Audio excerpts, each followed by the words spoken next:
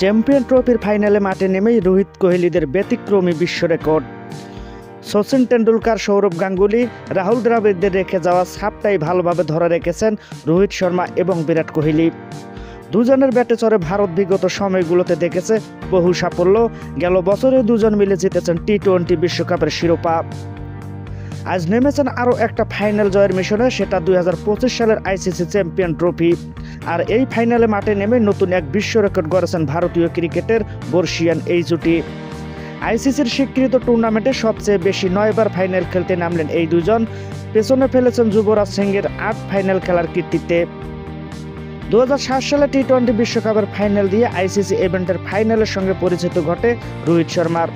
আর 2011 বিশ্বকাপের ফাইনালে খেলেছিলেন বিরাট কোহলি। দুজনেই নিজ নিজ প্রথম ফাইনালে জয় পেয়েছিলেন।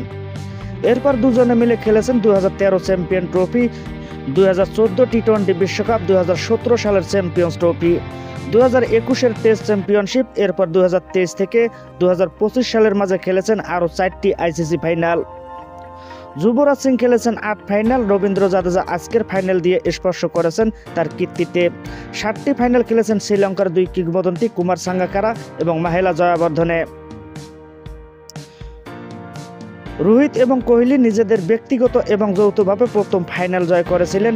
2024 সালের টি-20 ফরম্যাটে নিজেদের শেষ ফাইনালে পেয়েছেন সেরা হওয়ার স্বাদ। এবার 12 বছরের অপেক্ষা অবসান করে 2025 চ্যাম্পিয়ন ট্রফি জেতা হয় কিনা সেটাই এখন দেখার পালা।